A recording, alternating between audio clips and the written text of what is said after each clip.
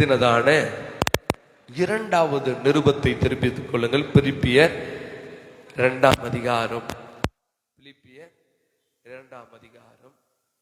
அதனுடைய வசனத்தை வாசிக்கிறதுக்கு முன்னாடி பிலிப்பியர் 1ஆம் அதிகாரம் 1வது வசனத்தை நம்ம எப்போ வாசிச்சாலும் நீங்க கவனிக்கணும். ஒரு லெட்டர் போடுறாங்க. முன்ன காலத்தெல்லாம் கடிதம் போடுவாங்க. எத்தனை பேருக்கு ஞாபகம் இருக்கு? லெட்டர் போட்டுக்கிறீங்களா? ஆமா, நம்ம பசங்க கூட நிறைய லெட்டர் எல்லாம் போட்டு இருப்பான்.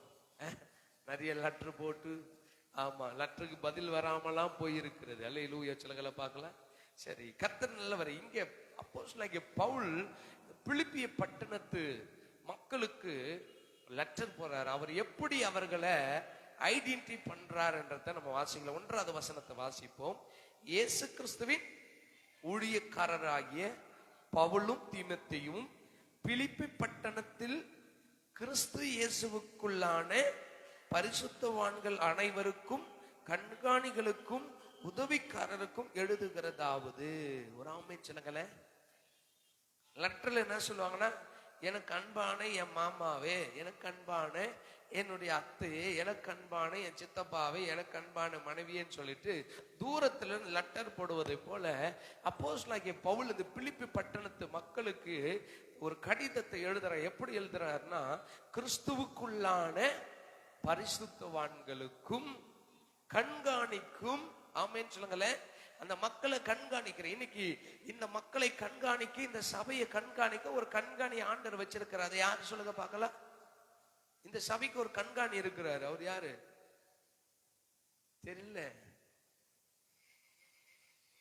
ஊழியக்காரன் தான் கண்காணி. ஆமென் சொல்லுங்கள பார்க்கலாம்.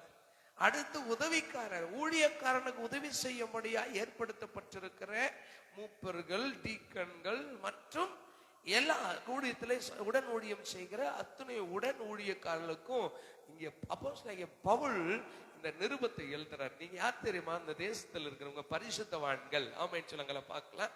ஆமென். வாலாஜாபாத் பகுதியில ஈசிஐ திருச்சபையில் இருக்கிற பரிசுத்தவான்களுக்கும் கண்காணிக்கும் உதவிக்காரருக்கும் எழுதுகிறதாவதுன்னு சொல்லிட்டு இன்ட்ரோடக்ஷன்ல என்ன சொல்றார் தெரியுமா? எந்த கடிதம் போட்டாலும், என்ன வசனங்களை எழுதினாலும் பவுலுடைய நிருபங்களில ஒண்ணு பார்க்கலாம். பிதாவாகிய தேவனாலும் கர்த்தராகிய இயேசு கிறிஸ்துவினாலும் உங்களுக்கு என்ன உண்டாவதாக. இந்த வசனத்தை ரோமர்லயும் பார்க்கலாம், 1 கொரிந்தியர் 2 கொரிந்தியர்ல பார்க்கலாம், கலாத்தியர்ல, எபேசியர்ல, பிலிப்பியர்ல. அப்போஸ்தலனாகிய பவுல் எழுதின எல்லா நிருபங்களிலும் அவர் ஐடென்டிஃபை பண்றது என்ன தெரியுமா? பிதாவாகிய தேவனாலதான் உனக்கு கிருபை, குமாரன் மூலமா தான் உனக்கு கிருபை, மற்ற எதனாலும் கிடைக்காது. ஒரு ஆமென் சொல்லுங்கள பார்க்கலாம். ஆமென் சொல்லுங்கள. அப்போ அவர் சொல்லிட்டு அப்படியே 2ஆம் அதிகாரத்துல நம்ம ஸ்கிப் பண்ணி பார்ப்போம்னா, கர்த்தர் சொல்றாரு, கர்த்தருடைய நாமம் மகிமைப்படட்டும் எனக்கு அன்பான கர்த்தருடைய ஜனமே. 14வது வசனத்தை நம்ம வாசிக்கலாம். நான் வீணாக ஓடினதும், எனக்கு பாச்ச ஜேக்கபுக்கு ஒரு எண்ணம், எனக்கு ஒரு ஆசை. என்ன தெரியுமா? உங்களுக்கு ஏற்றதை கொடுக்க வேண்டும். ஆமென் சொல்லுங்கள பார்க்கலாம். ஆமென். ஆமா, இன்னைக்கு ஜாக்லின் என் பொண்ணு கட்டு நீ வீட்டுல திட்டோம். நாங்க என்னன்னாக்கா, பிள்ளைக்கு ஒரு உணவு கொடுத்தோம். அந்த உணவு அவளுக்கு ஆரோக்கியமான உணவு. அந்த உணவு உண்டா அவன் சரீரத்துல ஒரு பலன் வரும். பிரிஸ்கில் ஆண்டி கேட்டாங்களாம், சாப்பிட்றியா இல்லையான்னு தெரியல அப்படின்னு கேட்டாங்களாம். அவளுக்கு ஒரு ஆரோக்கியமான உணவு கொடுக்கணும்னு சொல்லிட்டு உணவு கொடுக்கும் போது அவளுக்கு அந்த உணவின் மேல சில ஒவ்வாமை இருக்கிறது. அதை பார்க்கறதுக்கு ஒரு மாதிரி இருக்கும் அப்படின்ட்டு. ஆனா பெற்றோர்களுக்கு தெரியும் அந்த உணவு எப்படிப்பட்டது, ஆரோக்கியமான உணவு. அவளுக்கு ஒவ்வாமை, ஆனா அவ சரீரத்துக்கு அது ஆரோக்கியம். ஒரு ஆமென் சொல்லுங்கள பார்க்கலாம். அல்லேலூயா. இந்த ஆரோக்கியமான உணவை கொடுக்க பெற்றோர்கள் ஆசைப்படுகிறார்கள். அதை உட்கொள்ள அவளால என்ன பண்ண முடியல. அதனால 4 திட்டு வாங்கிக்கின்னு சாப்பிடுச்சு. ஊட்டி தான் விட்டோன்னு வச்சுக்கோங்களேன். ஏன் எப்படியாக தம் பிள்ளைக்கு நல்ல ஆகாரத்தை கொடுத்துடணும், எப்படியாக என் பிள்ளை ஆரோக்கியமா இருக்கணும், எப்படியாக சீக்கிரத்துல இந்த மாதிரி ஜபம் பண்ணணும். அல்லேலூயா சொல்லுங்களேன். ஆமா ஆமேன்னு சொல்லுங்களேன். ஆமா, நான் எப்படியாக அவளுக்கு பலன் வர வேண்டும் என்று ஆகாரத்தை கொடுக்கிறோம். ஆனா அவளால் என்ன பண்ண முடியல, சில ஒவ்வாய்மைனால எனக்கு வேணாம். நிறைய பிள்ளைங்களுக்கு நிறைய ஹெல்த்தி ஃபுட்டு கொடுக்கணும்னு நம்ம ஆசைப்படுறோம். ஆனா பிள்ளைங்க என்ன பண்ண மாட்டேங்குது, சாப்பிட மாட்டேங்குது. கத்துக்கடா மெருவினே, அம்மா தலையாட்டு வேற உனக்கு தான். இப்போ எப்படியாகிலும் பெற்றோர்கள் தம் பிள்ளைக்கு நல்ல உணவை கொடுத்து விட நினைக்கிறதை போல பவுலுக்கும் இங்க ஒரு ஆசை ஏற்படுகிறது. அது என்னவென்றால், எத்தனை காலம் உங்களுக்கு போதிக்கிறேன். இந்த 2023 ஜூன் மாசத்திலிருந்து பாஸ்டர் ஜேக்கப் வந்துட்டேன்.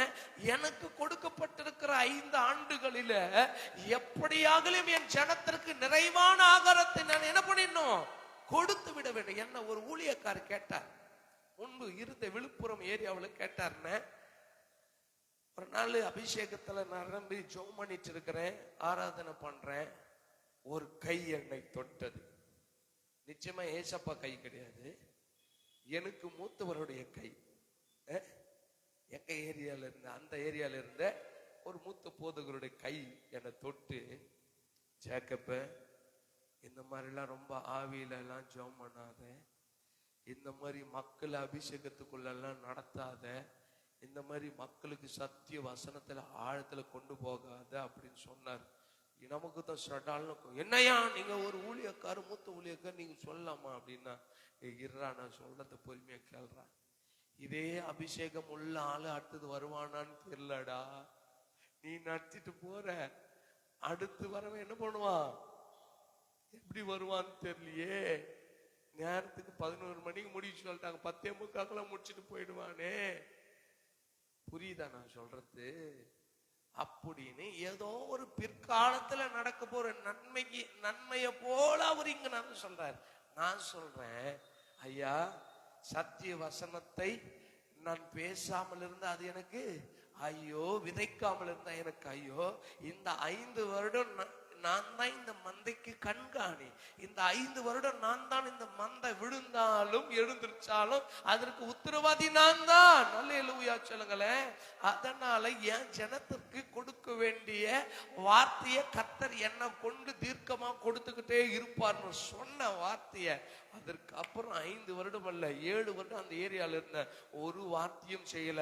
அவர் எங்க போய் எந்த சபைக்கு போய் பிரசங்கம் பண்ணாலும் ஜேக்கப்ப போல இருங்க, ஜேக்கப்ப போல. அதனாலே அந்த ஏரியாவில் உள்ள பாட்சங்களுக்கெல்லாம் என் மேல காண்டு சொன்ன வார்த்தை. ஏன்னா எப்படியாகிலும் நம்ம பிள்ளைங்க என்ன அடைஞ்சிடணும், பலன் அடையணும். அவர்கள் திடமான ஆகாரத்தை கொடுத்துடணும். என் பிள்ளை ஹெல்த்தி ஃபுட்டை எடுத்துக்கணும்ன்ற ஆசை பவுல் அப்போஸ்தலனுக்கு இருந்தது போல எனக்கு ஒரு ஆசை. அதனாலதான் இந்த 40 நாள் யாரு வந்தாலும் வரலனாலும் சத்திய வசனத்தை விதைச்சுக்கிட்டே இருப்போம். கேட்கிறவர்கள் பாக்கியவான்கள். ஆமேன்னு சொல்லுங்க. நல்ல நிலத்துல விழுந்தா அது 30, 60, 100. ஆமேன்னு சொல்லுங்களேன். கற்பாயில விழுந்தா கொஞ்சம் வளர்ந்து செத்து போயிடும். வழி அருகே முளைக்கவே முளைக்காது. நல்ல நிலமாய் உள்ள ஆத்து மக்களை இக்காலத்துல கொண்டு வந்து உட்கார வைத்து வசனத்தை கேட்க வைத்திருக்கிறாரே, நீங்கள் நல்ல நிலம். கைகளை பற்றி ஆண்டவர் நன்றி செலுத்துங்க. பவுலுக்கு சொல்லுகிறார், எனக்கு ஒரு ஆசை. என்ன ஆசை தெரியுமா சொல்றாரு? ஏனெனில் நான் வீணாக ஓடினதும் வீணாக பிரயாசப்பட்டதும் இல்லை என்கிற மகிழ்ச்சி கிறிஸ்துவின் நாளிலே எனக்கு உண்டா இருப்பதற்கு. ராமேன் சொல்லுங்களேன். ஆமே. இந்த வசனத்தை எடுத்துட்டு போய் வாலாஜாபாத் பஸ் ஸ்டாண்ட்ல சொன்ன இறக்க பண்ண, நல்ல நிலத்துல விதைச்சா அது என்ன பண்ணும், அதை எடுத்துக்கொண்டு 30, 60, 100 பலன் தந்து தேவனுடைய நாமத்தை பவுல் சொல்றார், நான் ஊழியம் செய்தது வீணாக போகாதபடி, இந்த 5 வருடம் ஜேக்கப் பிரசங்கம் பண்ணினது வீணாக போகாதபடி, அவர் வருகை நாளிலே ஜேக்கப் 2023 வாலாஜபத்து கொண்டு வந்த உன்னை இத்தனை ஆண்டு காலம் இந்த பகுதியிலே ஊழியம் செய்ய வைத்தன, இத்தனை மந்தைகளை கொடுத்த, அவர்களுக்கு ஆகாரத்தை கொடாமல் அவர்களை வத்தலும் தொத்தலமா மாத்தி வச்சிருக்கிறேன்னு கர்த்தர் எனக்கு கணக்கு கேட்காதபடி, பரவாயில்லடா உனக்கு கொடுத்த மந்தைய ஸ்திரமா தான் நடத்திருக்கிற, அவன் வசனத்தை கேட்டு ஐயோ ரொம்ப வசனங்குதே, டைரி பத்தலையே எழுத முடியலையே என்ற அளவுக்கு நீ வசனத்தை கொடுக்கிற சந்தோஷம் எனக்கு உண்டாகும்படிக்கு சொல்றார். அவர் என்ன சொல்றாருன்னா, எனக்கு கிறிஸ்துவின் நாளிலே அந்த மகிழ்ச்சி, அந்த கிரெடிட் வரும்படிக்கு ஜீவவசனத்தை பிடித்து கொண்டு உலகத்திலே சுடர்களை போல பிரகாசிக்கிற நீங்கள், உங்க கைகள்ல உள்ள வேதத்தை அப்படி தூக்கி கொள்ளுங்க பார்க்கலாம், பைபிள் அப்படி தூக்கிக்கோங்க பார்க்கலாம். ஜீவவசனத்தை பிடித்து கொண்டு நாம கொஞ்சமாகிலும் உண்மையா வாழணும்னு நினைக்கிற சுடர்களை போல பிரகாசிக்கிற நீங்கள் சொல்றாரு, கோணலும் மாறுபாடான சந்ததியின் நடுவிலே தான் வாழ்றீங்க. ஆமே, நம்ம பக்கத்துல நம்ம கூட ஒர்க் பண்றவன், நம்ம பக்கத்துல வசிக்கிறவன், நம்மோடு கூட பயணிக்கிறவர்கள் எப்படி இருக்கிறாங்கன்னு உங்க கிட்ட கேட்ட, அம்மா அவன் குடிகாரன் தாயா, அவன் திருடன் தாயா, அவன் உலகத்தை ஏமாத்துறவன் தாயா, அவன் பொய் சொல்றவன் தாயா, அவன் இந்த அசுத்தன் தாயா, அவன் மேல இந்த குற்றம்லாம் இருக்குதான், என்னத்த பண்றது, இங்க வந்து வீட்டை கட்டிட்டேன், நம்ம அவனெல்லாம் பார்த்தா வாழ முடியுமா? வாழ முடியாதே. அல்லேலூயா. கர்த்தர் சொல்றாரு பவுல் மூலியமா, கோணலும் மாறுபாடமான சந்ததியின் நடுவில் தான் நீங்க வாழ்றீங்க. ஆமென் சொல்லுங்கள பார்க்கல. அல்லேலூயா. கோணலும் மாறுபாடான சந்ததியின் நடுவில். உங்க கிட்ட இருக்கிற பர்ஃபெக்ஷன் நீங்க வெளியே யாருக்கிட்ட எதிர்பார்க்க முடியுமா? ஓதிப்பான் நம்ம. டேய் நீ போன கோயிலுக்கு போ, என்னத்துக்கு என் பிள்ளைலாம் கூட்டு போற, என்னத்துக்கு என் பிள்ளைங்களை கூட்டு போய் கெடுக்கிற, என்னத்துக்கு என் பிள்ளையை கூட்டு போய் சர்ச்சில் அல்லேலூயா ஏசப்பான்னு சொல்ல வச்சுன்னு சொல்லி அதனால சண்டைக்கு வர குடும்பங்கள்லாம் உண்டு. ஆண்டவர் சொல்றாரு, ஜீவ வசனத்தை பிடித்து கொண்டிருக்கிற பரிசுத்தவான்களே, ஜீவ வசனத்தின்படி வாழ நினைக்கிற பரிசுத்தவான்களே, ஜீவனுடைய வார்த்தையின்படி உங்களை உட்படுத்திக் கொள்ள வேண்டும் என்று விரும்புகிற பரிசுத்த மந்தையே, கோணலும் மாறுபாடுமான இந்த சந்ததியின் நடுவிலே நீங்க மற்றவர்களை போல நானும் பன்னிக்குட்டியோடு சேர்ந்து நானும் பன்னிக்குட்டியாய் மாறிவிட வேண்டும் என்று விரும்பாமல் குற்றமற்றவர்களாய் இருக்கவும் கபடற்றவர்களாகவும் தேவனுடைய மாசற்ற பிள்ளைகளுமாய் இருக்கும்படிக்கு எல்லாவற்றையும் எப்படி செய்யுங்க? முறுமுறுப்பு இல்லாமல் தர்க்கிப்பு இல்லாமல் செய்யுங்கள். ராமன் சிலங்களை பார்க்கலாம். நம்ம எங்க வசிக்கிறோம் சொல்லுங்க? நம்ம அவங்கள போல இருக்கிறோமா? அவங்க நடுவே நம்ம வித்தியாசமா இருக்கணும்னு நினைக்கிறோமா? சொல்லுங்க. அவங்க நடுவே நான் வித்தியாசமா இருக்கணும். ஏனென்றால் அவங்க கைகளில ஜீவ வசனம் இல்ல, அவங்க கையில வசனம் இல்ல, அவங்களுக்குன்னு ஒரு கண்காணி இல்ல, அவங்கள வழி நடத்த ஒரு மெய்ப்பன் இல்ல. மெய்ப்பன் இல்லாத ஜனங்கள் சிற்கட்டு போகிறது, அலைந்து திரிகிறது. அல்லேலூயா சொல்லுங்கள பார்க்கலாம். அம்மா, அறுவடைக்கு ஆட்கள் இல்லைன்னா அந்த அறுவடை என்ன ஆயிடும்? அந்த அந்த அந்த விதை, நெல் விதெல்லாம் என்ன ஆயிடும்? அப்படியே திரும்பவும் படுத்து திரும்பவும் முளைக்கும், திரும்ப விளைச்சலாய் திரும்பவும் படுத்து முளை. அதை அறுத்து பயன்படுத்த யார் இல்ல? ஆட்கள் இல்லை. அல்லேலூயா சொல்லுங்களே. ஆனா உங்களுக்கு கர்த்தர் ஆட்களை வைத்திருக்கிறார், மெய்ப்பனை வைத்திருக்கிறார், கண்காணியை வைத்திருக்கிறார். இந்த மாறுபாடான சந்ததியின் நடுவே நீங்கள் எப்படி வாழ வேண்டும் என்று கர்த்தர் உங்களோடு அனுதினமும் பேசிக்கொண்டு வருகிறார். ஆமென் சொல்லுங்களேன். சொல்லணும், அம்மா நான் வாழ்றது பாவம் நிறைந்த இடம் தான், என் வீட்டு பக்கத்திலேயே அநியாயங்கள் நடக்கும், என்னை சுற்றிலும் அசுத்தர்கள் இருந்து கொண்டுதான் இருக்கிறாங்க. ஆனால் அவர்கள் நடுவே நான் எப்படிப்பட்டவனாய் இருக்க வேண்டும் என்று கர்த்தர் சொல்றாரு, குற்றமற்றவனாய் இருக்கணும். ஆமென். அல்லேலூயா, அல்லேலூயா.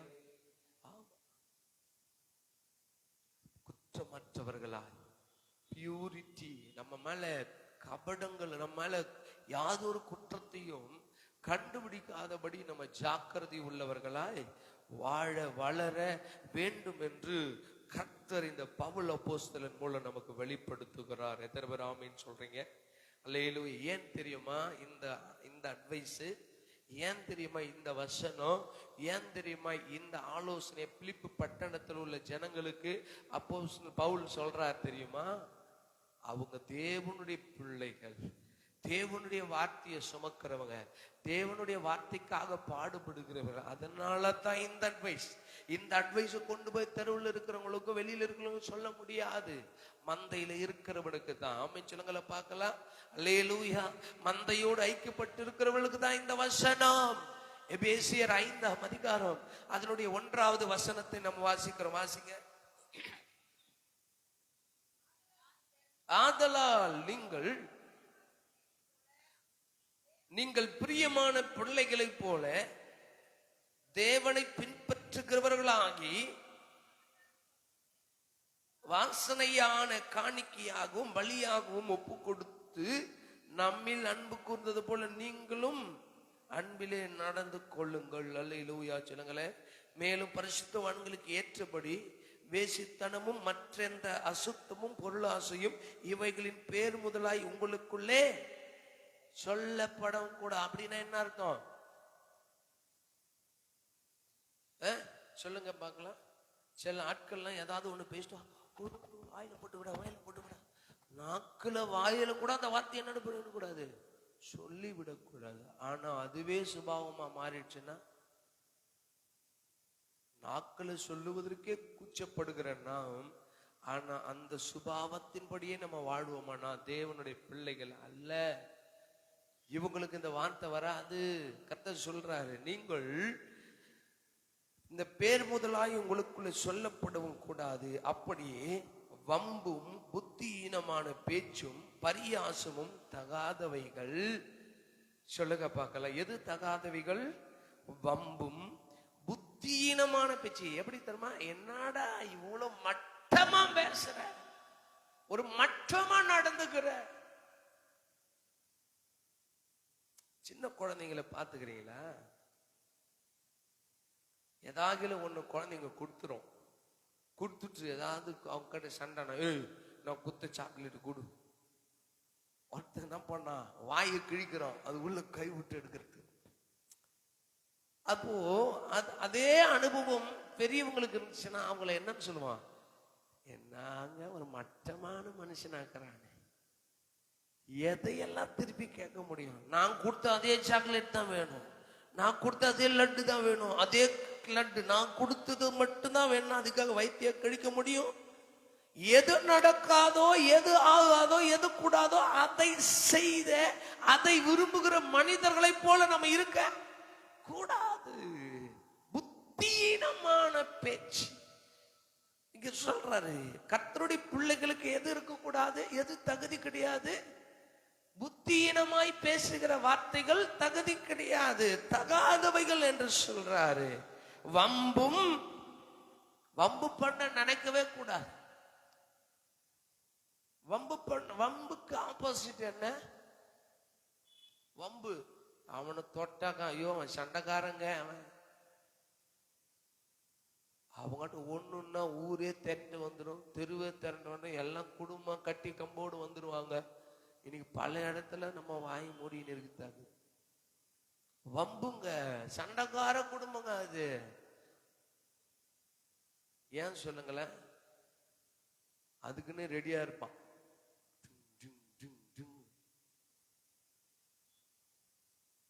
என்ன இல்ல தெரியுமா? தேவன் விரும்புகிற மன்னிக்கிற குணம் இல்லாதனால்தான் அவனுக்குள்ள வம்பு இருக்கு. ஆமைன்னு சொல்லுங்கள பார்க்கலாம். போங்க, மலையை பார்த்து நாய் குறிக்கிற மாதிரி என்னத்தான். நாங்கள் பைக்கில் போகிறோம், பைக்கில் போகும்போது ஒரு நாய்ங்க துரத்திக்கின்னு வரும், பயமா இருக்கும், வண்டி கிடுன்னு ஆடணும்னு வச்சுக்கோங்களேன். இப்போ கார்ல போற காரு கட்சியா போடும்போது அது நாய் எவ்வளோனா கத்து அங்கேயே நிக்கிறது, கண்ணாடி வரும், நமக்கு ஒண்ணுமே இல்லை. எதையோ பார்த்து என்னமோ குறைக்கிறது போல நம்ம அமைந்தெல்லாம் வந்துட்டாக்க வம்பு இருக்காது. ஆமே, நீ 1 சொல்ல அவன் 2 சொல்ல, நீ 3 சொல்ல அவன் 4 சொல்ல, நீ சின்னதா மண்ணாங்கட்டி தூக்கி அடிப்ப, அவன் தோண்டு வந்து பாறாங்கல்லையே போடுவான். என்னத்துக்கு இது? கர்த்தருடைய பிள்ளைக்கு இதெல்லாம் தகுமா? ஒண்ணு என்னம்மா மண்டையில கட்டு? ஒண்ணு இல்லைங்க, சும்மா சொல்லிட்டேன், அவன் கட்டு கம்போடு கொண்டு வந்தான், தொண்டை கட்டிக்கிச்சு, அதனால நான் அழுகுற மாதிரியா இருக்கு. அல்லேலூயா. ஏன் சொல்லுங்க? அமைதியா இருக்க வேண்டிய நேரத்தில் அமைதியா இருந்தாதான் நமக்கு தப்பையா உதவிடாது. அல்லேலூயா. கொஞ்சம் நம்ம நாவடக்கு இருக்கணும், விட்டுருங்க. அடுத்து சொல்ற அந்த வசனத்துல, ஸ்தோத்திரம் சொல்லுவதே தாகம். கோபம் வரும்போது என்ன பண்ணுங்க? கத்தி கபட ஜல்லிக்கண்டெல்லாம் தடதுங்க, சோத்திரம் சோத்திரம் சோத்திரம் சோத்திரம் சோத்திரம் சோத்திரம் சோத்திரம் சொல்லிட்டே வாங்க. அவன் போயிட்டு அல்லேலூயா சிலங்களை பார்க்கலாம். எது தகுதிங்க? நீ அவரு என்ன பண்றது? வீட்டுல இருக்கிற மனுஷன் கோபத்தில் 4 வார்த்தை பேசதான் செய்வாங்க. அதுக்காக நீ பதில் நீ பேசுறது என்ன தெரியுமா? எரியிற நெருப்புல எண்ணெய் ஊற்றுவது போல அந்த உக்கிரமாகறது யாரால தெரியுமா? ஆப்போசிட் பார்ட்டியால தான். பொண்டாட்டி திட்டுறான்னா சரி, அவ புத்தி கெட்டவா, பலவீனம் பாண்டோம் அப்படின்னு சொல்லிட்டு நம்ம என்ன பண்ணோம்? தோத்துறாண்டவரை தோத்துறவனுடைய கோவத்தை அடக்கு உடனே நரம்பு புடைச்சுக்குது. அங்க வந்து வீரத்தை காட்டலாம். உடனே மனைவி சொல்ல, யோ அங்க போய் காட்டுறாங்க வீட்டுல, சத்தமா சொல்லுங்க, கிருபை பெருகும், வம்புனால என்ன பெருகும்? 2 குடும்பம் போலீஸ் ஸ்டேஷன்ல போய் நிக்கணும். புத்தீனமாய் பேசுறதுனால என்ன பண்ணும்? அவ்வளவுதான், துக்கமாயிடும். எவ்வளவு நாள் வச்சு கொட்டுறடா பாவி, மனசாட்சி இல்லாம பேசுறேடா. புத்தீனமா பேசுறதுனால அன்னைக்கு நைட்டு சோறு இருக்காது. போயிட்டு நீ ஒரு வீம்புக்கு போயிட்டு ஹோட்டல்ல போயிட்டு 4 தோசை சாப்பிட்டு பத்துக்குவேன். என்னத்துக்கு அதெல்லாம்? கர்த்தர் சொல்ற, கர்த்தருடைய பிள்ளைகளுக்கு இதெல்லாம் தகுதி இல்ல. ஸ்தோத்திரம் சொல்லு, ஆமென் சொல்லுங்களேன். ஏன் தெரியுமா? கர்த்தருடைய பிள்ளை எப்படி இருக்கணும் தெரியுமா? கோணலும் மாறுபாடுமான சந்ததியின் நடுவில் உனக்கும் அவனுக்கும் வித்தியாசம் இருக்கணும். ஒரு ஆமென் சொல்லுங்கள பார்க்கலாம். நான் எப்பொழுதும் குற்றமற்றவனாய் இருக்கணும். அந்த குடும்பமா ஞாயிற்றுக்கிழமை கோயிலுக்கு போயிட்டு வந்தா அசிங்கமா பேசி சண்டை போட்டு சுத்துது அப்படின்ற பேரு இன்னும் நம்ம வாங்குறோமான்றத நீ யோசிச்சு பார்க்கணும். மாறுபாடாய் ஆமென் சொல்லுங்கள பார்க்கலாம். அல்லேலூயா. அபத்திரமா யாராகிலும் பேசிட்டா ரொம்ப பரிசுத்தமா பேசக்கூடாது. ஆனா உன் வீட்டுல என்ன பண்ணுது? பிச்சுக்கிட்டு ஆடுது. பக்கத்து வீட்டுல கேட்டா தான் தெரியும், ஐயோ அந்த வீட்டுலப்பா எப்பப்பா டமால் டுமால் டுமால் டுமால் சாத்தம் கேட்டுனுங்கிறீங்க. கோணலும் மாறுபாடுமான சந்ததியின் நடுவில் நீங்கள் எப்படிப்பட்டவர்களா இருக்கிறீர்கள் என்கிறத கர்த்தர் இன்னைக்கு சிந்திக்க சொல்றார். ஆமென் சொல்லுங்கள பார்க்கலாம். அல்லேலூயா சொல்லுங்களேன். ஒரு பாட்டு உண்டு இல்ல, இது சிந்திக்கும் காலம், செயல்படும் நேரம், மௌனமாயிருக்காதே. இது சிந்திக்க காலம், செயல்படும் நேரம், மௌனமாயிருக்காதே. ஆமென். நம்ம யோசிக்க, நான் யாரா இருக்கிறேன்? என்ன உலகம் என்ன ஐடென்டி பண்ணி வச்சிருக்கிறது? ஆமென் சொல்லுங்கள. ஆமென். காலையில ஆனா நம்ம வீட்டுல என்ன பாட்டு ஓடுது? சில ஆட்கள் உலகத்தான் வீட்டுல போயிட்டு பாருங்க, 4 மணிக்கு அந்த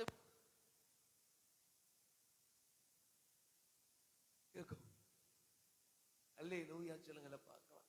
காலையில 6, 5 மணிக்கு 4 மணிக்கெல்லாம் போட்டு சாணியை தொளிச்சுட்டு கோழி கூறதுக்கு முன்னாடி இதெல்லாம் கேட்கும். ஆனா பகல்ல பறக்கும், பந்து பறக்கணும் வச்சுக்கோங்க. ஆனா நம்ம வீட்டுல என்ன அதிகாரம்? 7 மணி ஆனா கூட பாலுக்கார் வந்து கதவு தட்டுறாங்க. பால்கார் வந்துக்கிற கதவு தருமா அப்படின்னு. ஆமா, நம்ம பல ஆவிகளை விட்டுக்கிட்டு அப்படியே அபிஷேகம் தலைகாணி வழியா போயிட்டு 2 கீத்துல 2 கோணையை விட்டுக்கிட்டு நம்ம என்ன பண்ணோம், அன்னேத்தி தான் முதல்ல முழிப்பேன். யாரை காட்டுதான்? யாருங்க நீங்க? பால்காரனா? அன்னைக்கு நாள் போச்சு. யாரா? என்ன ஆச்சு இன்னைக்கு? அவன் முகத்துல முடிச்சிடும், பால்கார முகத்துல முடிச்சிடும். அதனால கர்த்தருடைய பிள்ளைகளுக்கு எது தகுதி? கர்த்தருடைய பிள்ளைகள் எப்படி இருக்கணும்? கோணலும் மாறுபாடுமான சந்ததி நடுவில் அவனை போல நான் கோண பாதையில போக கூடாது, மாறுபாடு பேசக்கூடாது. நான் குற்றமற்றவனாய் இருக்க வேண்டும். எனக்கும் அவனுக்கும் பல வித்தியாசங்கள் உண்டு. நான் ஆராதிக்கிறவரை என்னை பரத்துக்கு அழைத்து செல்ல போகிறார். அவர்கள் ஆராதிக்கிறவங்க கடல்ல செத்துதான் போயிட்டான். யாரான கூப்பிடுறது, யாரான தேடுறது? அவங்களுக்கு கடா வீட்டுல, அவங்களுக்கு பலி செலுத்தல, அவங்களுக்கு கூழ் ஊத்துல, அவங்களுக்கு படையில போல யார கூப்பிடுறது? நாம் ஆராதிக்கிறவர் நமக்காக ஆமேன் சொல்லுங்களேன், காகத்தையாவது அனுப்புவார். ஆமேன் சொல்லுங்களேன். ஆமே, நமக்காக கீழ்காற்றை வீச பண்ணுவார், காண்டையும் மண்ணாவையும் பொழிந்தருளுவார். எவ்வளவு பெரிய மிராக்கள் சொல்லுங்க பார்க்கலாம். ஆமே.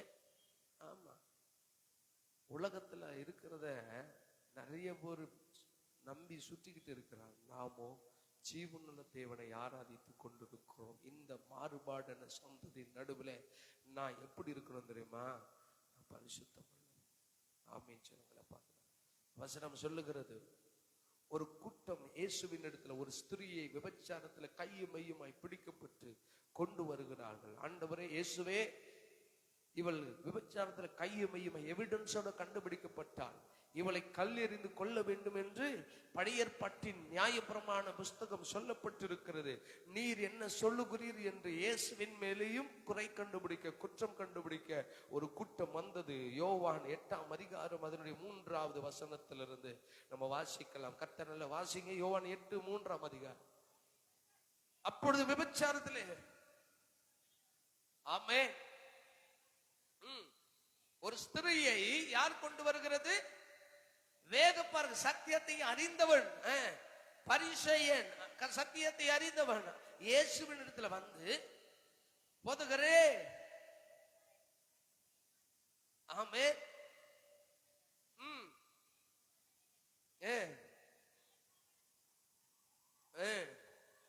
நீர் என்ன சொல்லுகிறீர் என்று அவர் மேல குற்றம் கண்டுபிடிக்க முகாந்திரம் தேடினார்கள். அல்லேலூயா, அல்லேலூயா. மத்த மேல சந்தேகப்படுறது ஒன்றும் தப்பு இல்லை. சந்தேகப்படுகிற நான் சந்தேகத்துக்குள்ளாக இருக்கக்கூடாது. அல்லேலூயா சொல்லுங்களா பார்க்கலாம். அல்லேலூயா. நியூஸ்ல நான் ஒரு சம்பவத்தை கேட்டேன். தன் சகோதரனை ஒருத்தர் கொலை பண்ணிட்டு, தன் சகோதரனை யாரோ கொலை பண்ணிட்டாங்கன்னு சொல்லி போலீஸ் கூடவே சேர்த்து தேடுறான். எப்படி? தன் சகோதரனை அடிச்சு கொன்னுட்டான், இவன் அண்ணன் கொன்னுட்டான். போலீஸ் இன்வெஸ்டிகேட் வருது. இவன் ஐயோ என் தம்பியை யாரோ கொன்னுட்டாங்களேன்னு சொல்லி கொலை பண்ணவனே என்ன பண்றான்? போலீஸ் கூட தேடிட்டு இருக்கிறான். போறாங்க, அங்க போறாங்க, இங்க போறாங்க, எங்கேயுமே துப்பு கிடைக்கல. கடைசி அவங்களுக்கு தெரியும்ல, அவங்க என்ன பண்றாங்க? அழகா ஸ்மெல் பண்ணி இவனை உட்கார வச்சு விசாரிக்கும் போது இவன் தான் குற்றம். இவன் யார குற்றவாளின்னு காட்ட போறான்? ஏதாவது ஒரு லூப்பு கிடைக்குமா? இவனை குற்றத்தில் அகப்படுத்தி விடலாம். நிறைய பேர் சுத்திக்கிட்டு இருக்கிற நேரங்களில் இவனே குற்றவாளியாய் மாறி போனான். இது நியூஸ் நடந்த ஒரு சம்பவம். இங்க பாரு, ஒரு கூட்டம் வருது. ஆண்டவரே, இவள் விபச்சாரத்தை கையுமையமா பிடிக்கப்பட்டால் இவளை கல்லெறிந்து கொள்ள வேண்டும் என்று தாங்கள் உத்தமர்கள் என்று எண்ணி இயேசுவிடத்துல வராங்க. இயேசு சொன்ன பதில் பாருங்க, வாசிக்கலாம். கர்த்தர் நல்லவர். 7வது வசனத்தை, அவர்கள் ஓயாமல் அவரை கேட்டுக்கொண்டிருக்கையில் அவர் நிமிர்ந்து பார்த்து, சரிப்பா, அவ தப்பு பண்ணதெல்லாம் சரிதான், அவ ஒருத்தி, நீங்க இவ்வளவு கூட்டமா வரீங்களே, ஆண்டவருடைய தண்டனை பார்த்தீங்கன்னா பதறி ஒரு மனுஷனை ஜட்ஜ் பண்ணவே மாட்டார். ஆமே சொல்லுங்கள பார்க்கலாம். ஆமே, பாவம் செய்தவள் தான், எவிடன்ஸ் இருக்குத்தான். ஆனா இயேசுவினுடைய அன்பு என்ன தெரியுமா? உன் பாவங்கள் உனக்கு, நீ அங்க நீ ஒத்துக்கிட்டு நான் ஒன்னும் பிரச்சனையே இல்லை, நீ நீதிமானா மாறிடுற. சொல்லுங்கள பார்க்கலாம். சகைவை பார்த்து சொன்னார், இவனும் ஆபிரகாமின் புறஜாதியின் கூட்டமாய் இருக்கிறான், பாவியாய் இருக்கிறான், அநியாயக்காரனா இருக்கிறான். அவனுக்குள்ள இருக்கிற ஒரு ரிப்பெண்டன்ஸ் வந்த பிறகு அவனை விசுவாசத்தின் கூட்டத்துல அவரே கொண்டு போய் விடுகிறார். ராமேஸ்வரங்களை பார்க்கலாம் பாருங்க, சொல்றாரு, உங்களில் பாவம் இல்லாதவன் இவள் மேல கல்லெறிய கடவர்கள் என்று சொல்லி மறுபடியும் குனிந்து தரையில எழுதினார். அவர்கள் அதை கேட்டு தங்கள் மனசாட்சியினால் கடிந்து கொள்ளப்பட்டு, தாங்க ஹைலைட் எது, இந்த ரகசியம் வெளிப்படுவதற்காகத்தான் இந்த சம்பவங்களே அங்க ஏற்பட்டு. ஒருவேளை அந்த ஸ்திரீ அங்க கையமையமா பிடிக்கப்படலன்னா சின்ன பிள்ளை கூட தப்பு பண்ணுதுன்னு அங்க தெரியாம போயிருக்கும்ல. எப்படி புரியுதுங்களா? ஒரு ஸ்திரீயின் நிமித்தம் ஒரு கூட்டம் வந்து குற்றம் சாட்டுது. ஆவியானவர் அங்க ஆண்டவர் மூலமா, இயேசுவின் மூலமாய் வார்த்தையை வெளிப்படுத்துற, உங்களிலே குற்றம் இல்லாதவன் என்று சொல்லும் பொழுது பெரியவங்க தப்பு செய்யறாங்க போறாங்க அப்படின்னு இல்ல, சிறியோர் முதல் பெரியோர். அப்ப இவ்வளவு பேரும் தப்பு பண்ணிட்டு இருக்கிறாங்களே, இவ்வளவு பேரும் தப்புன்னு தெரிஞ்சும் தங்களுக்குள்ள தவறு இருக்கு, குற்றம் இருக்குன்னு தெரிஞ்சும் இவ மேல குற்றம் சாட்ட வருகிறார்களே, இவர்களுக்குள்ளும் தவறு இருக்கு, இவர்களுக்குள்ளும் குற்றம் இருக்கிறது என்று நினைப்புட்டவே கர்த்தர் கீழே குனிந்து எழுதினார். ஒருவேளை அம்மா இல்ல, மோசேவினுடைய ஆகமம் சொல்லுது இல்ல, இவளை கல் எறிந்து கொல்லணும், கல் எறிங்கடானாக்கா அந்த நேரத்துல முடிச்சு போயிருக்கும். ஆனால் சிறு பிள்ளையும் தவறு செய்தான் என்கிற அந்த காரியம் வெளிப்பட்டு இருக்காது. ஆண்டோடைய ஜட்ஜ்மெண்ட் யாரையும் குத்தணும், யாரையும் கிழிக்கணும், யாரையும் கொல்லணும்னே இருக்காது. எல்லாருக்கும் ஒரு மறு வாழ்க்கையை கொடுக்கணும். ஆமைச்சுகளை பார்க்கலாம். மறு வாழ்க்கை நம்ம ஜட்ஜ் பண்ணவே வேண்டாம், நம்ம நியாயம் தீர்க்கவே வேண்டாம், யாரையும் நம் குற்றவாளி என்று நம்ம தீர்க்க கூடாது. நம்ம இந்திய கவர்மெண்ட்ல ஒரு சட்டம் இருக்கு, லிசன் கவனிங்க.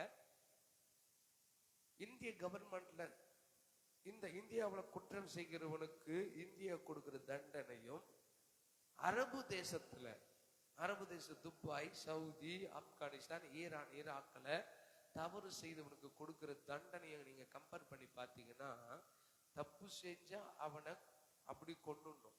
அங்க நம்ம ஆளுங்களை என்ன பண்றான், கொலையே செஞ்சா கூட ஒரு 5000 ரூபாய் கட்டிட்டு ஒரு 6 மாசம் ஜெயில அனுப்பி திருப்பி விட்டுறான். அது திரும்பி வந்து திரும்பி வாழ்ந்தான்னா திருப்பி தப்பு செய்து திரும்பி போகுது. இந்த நம்ம ஆளுங்க 6 மாசத்துக்கு ஒரு முறை காவல் ப்ரொடெக்ஷன் கொடுக்குறாங்க, திருப்பி திறந்தவன் திருப்பி தரந்தவன் அவன் அன்னைக்கே முடிச்சிடுறான். ஒரு பொண்ணை தட்டுட்டியா, ஒரு பொண்ணை கற்பழிச்சிட்டியா, அவனை அன்னைக்கே சுட்டு கொண்டுடுறேன். அவன் கொடுக்கிற ஜட்ஜ்மெண்ட் துண்டாந்துடிக்கு அறுத்துறான். எந்த உறுப்பு பாவம் செய்தா அதை அறுத்து போட்டுடுறான். ஆனா நம்ம ஆண்டவருடைய நல்ல குணம் தான் இந்திய அரசாங்கத்துல இருக்கு. ஆனா ஜனங்க திருந்த மாட்டான். போ இனி நீ என்ன பண்ணாத அப்படின்னு 6 மாசம் ஜெயில இருந்து விடுவிக்கிறான். அது இன்னும் ஒரு 6 மாசம் இங்க உட்காந்து இன்னும் ஒரு மற்றோ ஏதோ ஒரு காரியத்தை பண்ணி திரும்ப உள்ள போய் உட்காந்துக்குது. யோசிச்சு பாத்தீங்களா? ஆனா சில நேரங்களில் இந்த ஜட்ஜ்மெண்ட் என்னத்துக்கு அவெல்லாம் கொண்டு போட்டுடலாமே அப்படி நம்ம யோசிப்போம். இயேசுவினுடைய ஜட்ஜ்மெண்ட் தான் இந்திய தேசத்துல நடக்குது. ஆனா அவன் கிரியைக்கு தக்க பலன் கடைசி நாள்ல வரப்போகுது. அமைச்சர்களை பார்க்கலாம். ஏன் தெரியுமா? ஏன் தவறு செய்தவனுக்கு இன்ஸ்டன்டா தண்டனை கொடுக்கல தெரியுமா? தன் பாவங்களை மறைக்கிறவன் வாழ்வடைய மாட்டான். அவைகளை அறிக்கை செய்து விட்டு விடுகிறவனும் இன்னும் கொஞ்ச நாள் வாழட்டும், அவன் என்னுடைய வருகையில வரணும். ஒரு ஆத்மாவும் கெட்டு போவதற்கு தேவனுக்கு சித்தமில்லை என்று சொல்லி யாவருக்குள்ளும் குற்ற மனப்பான்மையோடு வாழக்கூடாது. அவன் நீதியை தரித்துக் கொள்ளவன், அவன் உத்தமத்தை தரித்துக் கொள்ள. ஏன் என்றால் கோணலும் மாறுபாடுமான சந்ததியின் நடுவிலே அவன் குற்றமற்றவனாய் காணப்பட வேண்டும் என்று கர்த்தர் விரும்புகிறபடினால தான் ஆண்டவர் எக்ஸ்கியூஸ் பண்றாரு. போ இந்த ஒரு வருஷம் ஒரு குறிப்பிட்ட நாளுக்கு பிறகு கனி கொடாத மரம் என்னத்துக்கு வெட்டி போடுறாரு. ஆமை சிலங்களை பார்க்கலாம். ஆண்டவருடைய அன்பு எவ்வளவு பாருங்க. நமக்கு எக்ஸ்கியூஸ் பண்றாரு. எவ்வளவு நேரங்களில் நம்ம தவறி இருக்கிறோம், எவ்வளோ நேரங்களில் வார்த்தையை மீறி இருக்கிறோம், எவ்வளோ நேரங்களில் நம் குற்றங்களை நம்ம செய்திருக்கிறோம். நிறைய மனிதர்களுக்கு தெரியும், இந்த குடும்பத்துக்கு தெரியும், தெரியாமலும் அநேக குற்றங்களை செய்திருக்கிறோம். இன்னைக்கு ஆண்டவர் உங்களுக்கு ஒரு அறைகூவல் விடுகிறார். இன்னைக்கு ராத்திரியில், ஆண்டவரே, நான் தெரிந்தும் தெரியாமலும் செய்த பாவங்களை நான் அறிக்கை செய்து விடுகிறேன். ஆமென். சிலங்களை பார்க்கல. ஆமென். அவர் நம்மளிடத்தில் எதிர்பார்க்கிறது என்ன தெரியுமா? குற்றமற்றவன். ஆமென். சிலங்களை பார்க்கலாம். நான் செய்த பாவங்கள் கொஞ்சமல்லவே, நான் செய்த துரோகங்கள் கொஞ்சமல்லவே, நான் செய்த பாவங்கள் கொஞ்சமல்லவே, நான் செய்த துரோகங்கள் கொஞ்சமல்லவே, ஒப்பு கொடுத்தே உம்மிடத்திலே, கண்ணீர் வடித்தே நான் உம்மிடத்திலே, ஒப்பு கொடுத்தேன் நான் உம்மிடத்திலே, கண்ணீர் வடித்தேன் நான் உம்மிடத்திலே. ஆமென். நான் செய்தது தவறுதான் என்று நீ அறிக்கை செஞ்சிட்டேன்னா நாளைக்கு தான் உத்தமம் நான் மாறிடுறியா? ஆமா, நான் செய்தது தவறு ஆண்டவரே, பாவியாக என் மேல் கிருபையாயிரும் என்று சொல்லுவது, நீ என்னோடு கூட என் அன்பில வா என்று அழைத்துக் கொள்ளுகிறாரே. அப்போ தன் தவறை உணர்வுகிறவனுக்கு கர்த்தர் மறுவாழ்வை கொடுக்கிறார். தன் பிடரியை கடினப்படுத்துகிறவன் சடுதியிலே என்ன தெரியுமா அவர் எதிர்பார்க்கிறாரு? குற்றம் செய்ததான்.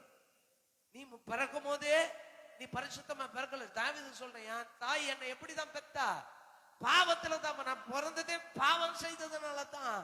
அதுலதான் பிறந்த. எனக்குள்ளே பரிசுத்தம் இல்லதான். ஆனால் தேவன் என்னை தொட்டதுனால, தேவன் என்னை தெரிந்து கொண்டதுனால, தேவனுடைய ரட்சிப்பு எனக்குள்ள வந்ததுனால, பாவியாகிய நான் இப்பொழுது பரிசுத்தமாய் வாழ என்னை ஒப்பு கொடுக்கிறேன். அவர் என்னிடத்துல எதிர்பார்க்கிறது என்னவென்றால் குற்றத்தை அல்ல, குற்றத்திலிருந்து மனம் திரும்புகிற எண்ணத்தை. ஒரு அமைச்சலங்களை பார்க்கலாம். மனம் திரும்புங்கள் என்ன ஆயத்தமா இருக்கு? அப்போ அவன் எங்க இருக்கிறான்? மனம் திரும்புவதற்கு ஏற்ற இடத்துல இருக்கிறான். ஆனா அவன் திரும்பிட்டா அவனுக்கு என்ன ராஜ்யம் வந்துட்டுதான்? அப்போ அவன் யாரா தான் இருக்கிறான்? குற்றமுள்ளவனா தான் இருக்கிறான். அவன் பாவியா தான் இருக்கிறான். அவன் பரியாசம் பண்ணுகிறவனா தான் இருக்கிறான். ஆனா உனக்கு ஒரு சான்ஸ் கொடுக்கிறார். நீ யாரா இருக்கணும் தெரியுமா?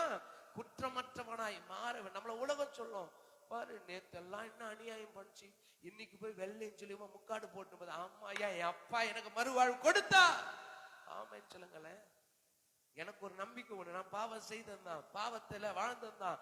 ஆனா அதை அறிக்கை செய்து விட்டு விட்டபடினால என் ஆண்டவர் எனக்கு பரலோகம் போவதற்கு ஐடி கார்டு கொடுத்துக்கிட்டாரு. கார்டை காட்டுப்பா, உன்னை கூப்பிட்டுக்குவாங்க.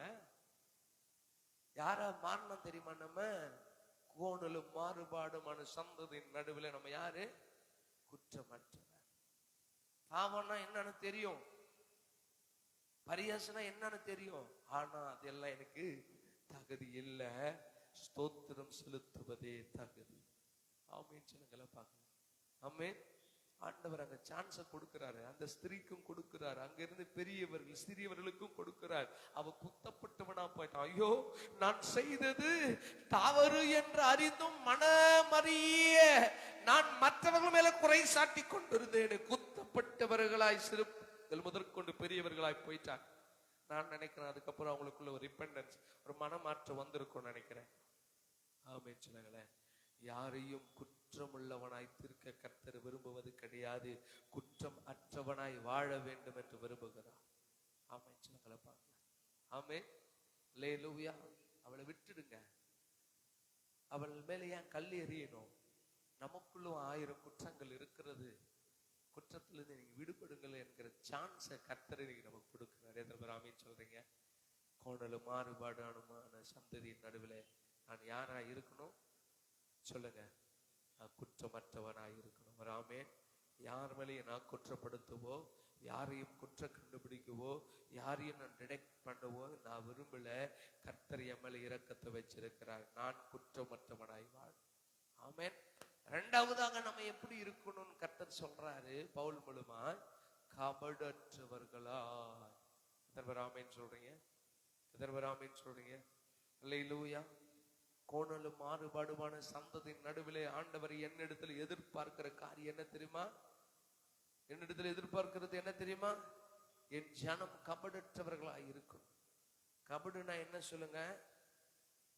கபடு உள்ளே ஒன்றும் வெளியே ஒன்றும் பேசும்.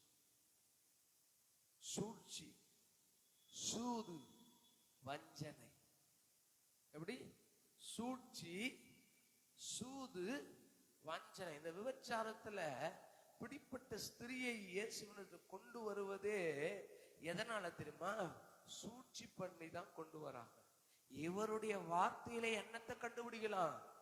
குற்றத்தை கண்டுபிடிக்கலாம்னு சொல்லிட்டு தாங்கள் உத்தமர்கள் என்பதை போல காண்பித்து இயேசுவினுடைய வார்த்தையிலே குற்றத்தை கண்டுபிடிக்க வருவதுதான் சூழ்ச்சி.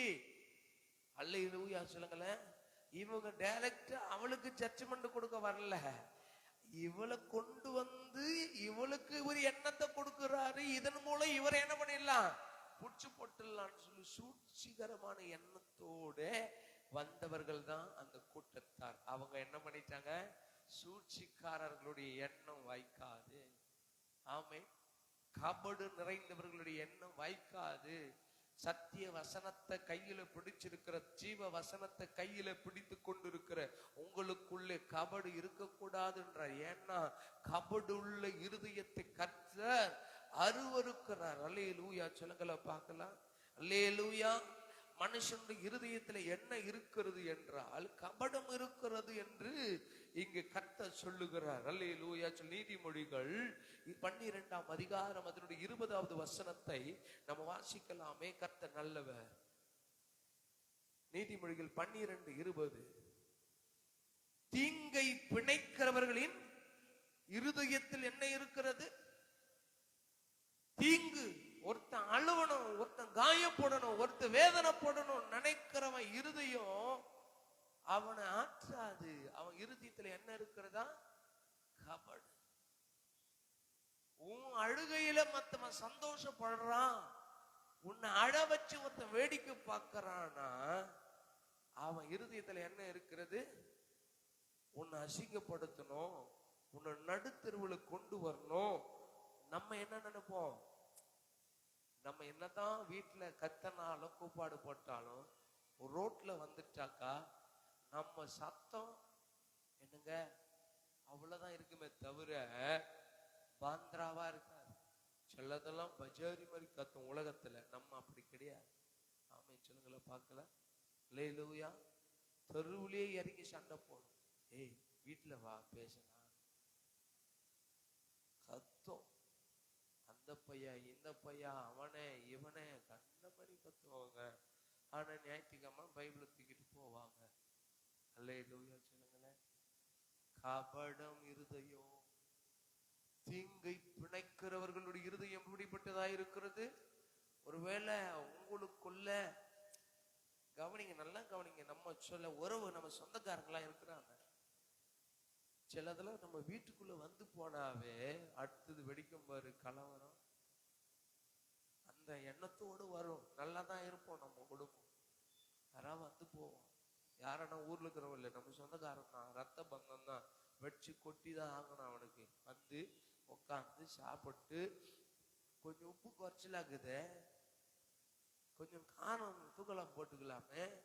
நான் வந்து போறேன் அண்ணா பாரு, நான் வந்து போற ஒரு கோயில் கறி கூட ஆக்கி போடுறது கொண்டாடி துப்பு கிடையாது இல்ல அப்படின்னு விதைச்சிட்டு போயிட்டேன்னா அடுத்தது நடக்கும் வீட்டுல கிரிக்கெட் மேட்ச்.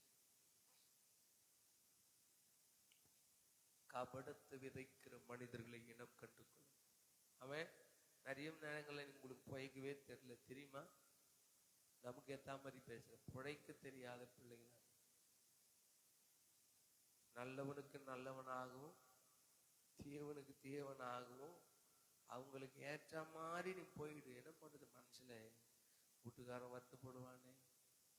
ஆனா இந்த பக்கத்துல ஒரு நாளும் நம்ம பாசியாலிட்டி காட்டக்கூடாது. இதுவே கபடம் தான். அமைச்சுங்களை பார்க்கலாம். ஆமே. அப்போ நம்ம வீட்டுல இவங்கெல்லாம் வந்தாவே போராட்டம் வருதுன்னா இவங்களை கட் பண்ணி விடணும்னு நினைக்க கூடாது.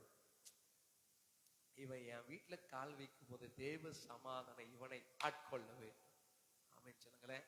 அப்போ என் குடும்பத்துல என்ன இருக்கணும்னா தேவ பிரசனம் இருக்கணும். அவன் என்ன முடியவனாய் வந்தாலும் எப்பா பொண்டாட்டி கொஞ்சம் பாத்துக்கப்பா, அது பாவம் ஏதோ போன்ல அதுக்கு என்ன சமையல் செய்யறதான் பார்க்கும்.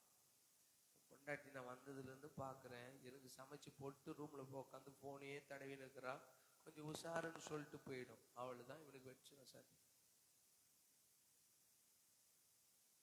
சமையல் குறிப்பு தான் பார்ப்போம். நீ என்னடி பார்த்துருந்த ஏம்மா, வீட்டுக்காரனை கொஞ்சம் பார்த்துக்கம்மா.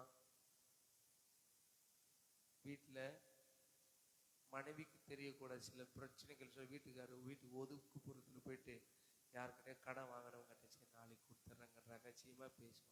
அதை பார்த்து மாமியாரோ உறவுக்காரங்களோ இல்ல மச்சியோ இல்ல ஓரகத்தியோ அதை வந்து ஏம்மா உஷாரத்துக்கு ஏம்மா அப்படின்னு என்ன பண்ணுவாங்க, கபடத்தை விதைச்சிருவாங்க. அடுத்தது நான் மாட்டிக்கிறது யார் தெரியுமா, அது போயிடும் பொட்டி கட்டிக்கிடு. அதுக்கு வேற நீ என்ன பண்ணோம், போறதுக்கு கடுகு டப்பாலையும் புளி டப்பாலையும் இருக்கிற 10-20 தேடி கண்டு போய் தான் பக்கத்து ஊருக்கு போறதுக்கு பஸ் பார் குத்து அனுப்பணும். லூயாச்சனங்கள ஜாக்கிரதையா இருக்கணும். ஆமே. கூடுமானவரை யாவரோட எப்படி இருங்க, சந்தோஷமா ஐக்கியமா இருங்க. ஆமே. சின்னங்களை பார்க்கலாம். எதையும் நம்ம கொண்டு வரல. ஆமே. எனக்கு அடிக்கடி கேரட் குறிச்சு ஞாபகம். கேரட் ஒரு வார்த்தை சொன்னான். கேரட் கிட்ட சொன்னோம், என்ன கொண்டு வந்தோம் என்ன கொண்டு போவோம், ஒண்ணும் இல்லையே ஏதும் இல்லையே அன்பை தவிர ஒண்ணும் இல்லையே. இது போன வருஷம் இதே நாள்ல வந்த பாடு என்னப்பா, என்ன கொண்டு வந்தோம் என்ன கொண்டு போவோம், ஒண்ணும் இல்லையே ஏதும் இல்லையே அன்பை தவிர ஒண்ணும் இல்லையே. அழிந்து போகும் உலகம் இது உறுதி இல்லையே, அதில் நமக்கு சொந்தம் என்று எதுவும் இல்லையே. அழிந்து போகும் உலகம் இது உறுதி இல்லையே, அதில் நமக்கு சொந்தம் என்று எதுவும் இல்லையே.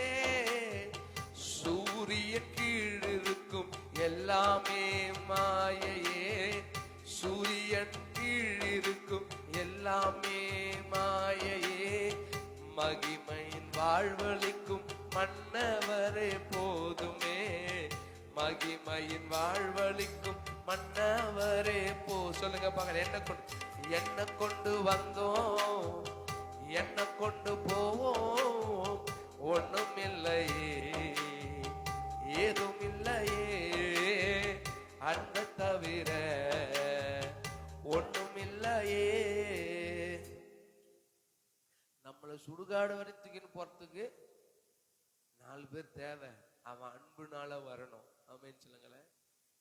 இப்போ நம்ம எதையும் இங்க கொண்டு வரல, எதையும் கொண்டு போவது இல்ல. இக்காலத்துல தேவன் என்னை விரும்பி இருக்கிறார். என் சந்ததியின் நடுவே கோணலும் மாறுபாடுமான இந்த ஜனத்தின் நடுவிலே என்னிடத்துல கர்த்தர் ஒன்றை எதிர்பார்க்கிறார். என் பிள்ளை என் மகா மானே, உங்ககிட்ட என்ன இருக்கணும் தெரியுமா, குற்றமில்லாத இருதயம் இருக்கட்டும்டா. நீ ஏன் சந்தோஷத்துக்குள்ள வரணும்டா. ஆமே. உன் இருதயத்துல என்ன இருக்க கூடாது தெரியுமா, கபடம் இருக்கக்கூடாதுடா. இருதயத்துல கபடத்தை ஏற்படுத்த பிசாசு தீவிரித்து கொண்டிருக்கிறான். இருதயத்துல சந்தேகத்தை ஏற்படுத்த பிசாசு தீவிரித்து கொண்டிருக்கிறான்.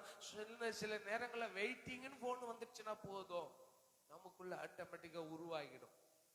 வெயிட்டிங்க யாருமே அது மாதிரி கம்பெனிக்காரர் சொல்ற என்ன சொல்லுது, நீங்கள் பேச விரும்புகிறவர் வேறொருவரோடு பேசிக்கொண்டு. அவன் பொண்டாட்டி யார் பொண்ணு கிட்ட பேசுறான்னா ஆம்பளை கிட்ட பேச நமக்கு ஒரு யோசனை வருது. நீங்கள் பேசுறவங்க என்னன்னு சொல்லுது, வேற ஒருத்தர்னா நான் தான் பேசணும், அவர் வேற ஒருத்தர் கிட்ட பேசுறாரு அப்படின்னு கம்பெனி காலம் என்ன பண்ணுது, நமக்கு சில நேரங்கள சந்தேகப்படு கபட இருதயத்துல போட்டுக்கோ அப்படின்னு சொல்லி கற்றுக் கொடுக்கு. ஜாக்கிரதை உள்ளவர்களா. எங்க என் வீட்டுக்காரனை பத்தி நல்லா தெரியுங்க. 10 பொம்பளைங்க நடுவே என் வீட்டுக்காரனை படுக்க வச்சாலும் என் வீட்டுக்காரர் தைரியமா வெளியே எழுந்து வருவாங்க. அவன் தான் உத்தமத்துல இருப்பாங்க. என் மனைவிங்க 10 ஆம்பளைங்க நடுவே என் மனைவி படுக்க அவ தான் உத்தமத்துல வருவாங்க. அவளை சுற்றிலும் அக்னி பாதுகாக்குங்கன்னு நம்ம யாருக்கும் சொல்ல தைரியம் இருக்கா? தனியா விடுறதுக்கு பயமாகுது. நானே என் பாஸ்டர் ஓட மாட்டேன், நானே வரேன் எல்லாத்துக்கும். அவங்க மேல இருக்கிறது இல்ல, எனக்கு உலகத்து மேல நம்பிக்கை கிடையாது. அது தலையாட்டுதான். அதனால கூடுமான வரை அப்படின்னு சொல்லுங்களேன், கபடத்தை எடுத்து போடுங்க. கபடமுள்ள இருதயத்தை கர்த்தர் ஏற்றுக்கொள்வதே கிடையாது. அதன் ஆமேன்னு சொல்றீங்க. அல்லேலூயா, அல்லேலூயா. ஆமா, கபடு உள்ள மனிதன் யார் தெரியுமா? அப்போஸ்தலர் 13ஆம் அதிகாரம் 10வது வசனத்தை வாசிக்கலாமே. இப்படி தீவினையை விதைக்கிறவன், கபடை விதைக்கிறவன், சந்தேகத்தை விதைக்கிறவன், பொல்லாங்கை விதைக்கிறவன் யார் என்று வசனம் சொல்லுகிறது. 13:10. எல்லா கபடமும் பொல்லாங்கும் நிறைந்தவனே அவன் யாரு சொல்லுங்க, சொல்லுங்க. உங்க குடும்பத்துல பிரிவினை உண்டாக்குறவன் யாரு சொல்லுங்க.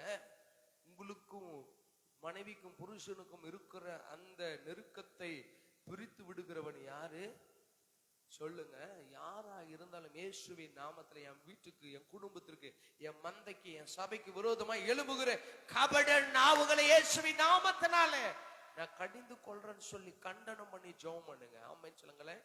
அதிகாரம் உள்ள நாமம் கொடுக்கப்பட்டிருக்கிற என்ன அதிகாரம் உள்ள நாமம்? நசரேயனாகிய இயேசு கிறிஸ்துவின் நாமம். ஆமென் சொல்லுங்களேன் பார்க்கலாம். கடிந்து கொண்டு நிர்மலப்படுத்தி ஜெபிக்கணும். ஒரு ஆமென் சொல்லுங்களேன் பார்க்கலாம். ஆமா, கபடத்தை ஏற்படுத்துகிறவன் யாருடைய மகனாய் இருக்கிறான்? பிசாசின் மகனாய் இருக்கிறான். அப்பேற்பட்ட ஜனங்களை நம்ம இனம் கண்டவர்களுக்காக ஜெபிக்கணும். ஒரு ஆமென் சொல்லுங்களேன். அது சொந்தமா இருக்கும், அது வீட்டுக்கு வந்துதான் தீரும். ஆனா அவன் வீட்டுல கால் வைக்கும் போதே அவனுக்குள்ள இருக்கிற கெட்ட எண்ணங்கள் மாறிவிட வேண்டும். ஒரு ஆமென் சொல்லுங்களேன். அப்போனா உன் வீட்டை சுற்றிலும் என்ன இருக்கணும் தெரியுமா? தேவ சமாதானம் ஆளுகை செய்யணும். ஆமென். உனக்குள்ள ஒரு நிலையான மனநிலை வரணும். என்ன விதைகளை, கபடான விதைகளை விதைத்தாலும் நீ டைவைட் ஆகக்கூடாது. பலவீனம் உள்ளவனுக்கு தான் சிக்னஸ் வரும். எப்படி? ஆன்டிபயாட்டிக் யாருடைய சரீரத்துல கம்மியா, நோய் எதிர்ப்பு சக்தி யாருக்குள்ள கம்மியா இருக்கிறதோ அவனை தான் என்ன வந்து அட்டாக் பண்ணும், நோய் வந்து அட்டாக் பண்ணும். ஆமென் சொல்லுங்களேன். உன்னை விசுவாசத்துல கம்மியா இருந்தாக்கா, நீ ஜபத்துல கம்மியா இருந்தனா, வேத வாசிப்புல கம்மியா இருந்தனாக்கா, கர்த்தரை தேடுகிறதுல கம்மியா இருப்பனா, உனக்கு என்ன இல்ல? பிசாசை எதிர்க்கிற திராணி இல்ல, கபடத்தை எதிர்க்கிற திராணி இல்ல, வஞ்சகத்தை எதிர்க்கிற திராணி இல்ல. அது உன்னை கொரோனா மாதிரி வந்து புடிச்சுக்குது. புடிச்சுக்கிட்டு என்ன பண்ணுது?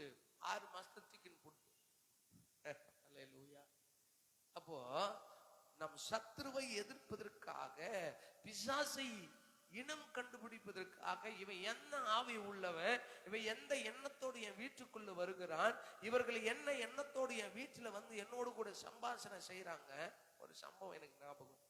பாஸ்டர்மா வீடு மதுரவாயில்ல.